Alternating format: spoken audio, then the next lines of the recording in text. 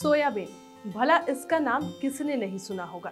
जब भी सोयाबीन का जिक्र होता है तब प्रोटीन का जिक्र होना लाजमी है। सोयाबीन एक ऐसा खाद्य पदार्थ है जिसे डॉक्टर भी खाने की सलाह देते हैं, क्योंकि सोयाबीन में न सिर्फ प्रोटीन बल्कि इसके अलावा मिनरल्स, विटामिन बी कॉम्प्लेक्स और विटामिन ए की भी भरपूर मात्रा पाई जाती है। इसलिए तो सोयाबीन को पीला सोना भी कहा जाता है।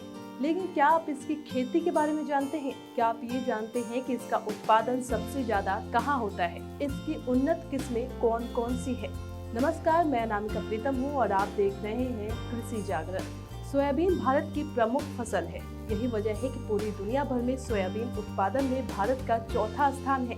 देश में सोयाबीन की खेती सबसे ज्यादा मध्य प्रदेश में की जाती है, इसलिए मध्य प्रदेश को सोया स्टेट्स के नाम से भी जाना जाता है। यही वजह है कि केंद्र सरकार ने मध्य प्रदेश के इंदौर शहर में भारतीय सोयाबीन अनुसंधान केंद्र की स्थापना की है, जहां सोयाबीन को लेकर विभिन्न प्रकार की रिसर्च की जाती है और खेती के उन्नत तरीकों के बारे में बताया जाता है। मध्य प्रदेश के अलावा भारत में सोयाबीन की खेती अधिकतर महाराष्ट्र, छत्तीसगढ़, कर्नाटक, राजस्थान और आंध्र प्रदेश जैसे राज्यों में की जाती है। तिलहन श्रेणी के अंतर्गत आने वाले इस फसल को सरकार की तरफ से भी लगातार बढ़ावा दिया जा रहा है। मध्य प्रदेश में तो इसकी खेती करने पर अनुदान भी मिलता है। सोयाबीन की खेती का सबसे सही समय अब आने वाला है। जून के अंतिम सप्ताह से जुलाई के प्रथम सप्ताह के मध्य 4 से 5 इंच बारिश होने पर इसकी बुआई की जाती है। इसकी खेती के लिए चिकनी दोमट भूमि अधिक उपयुक्त मानी जाती है।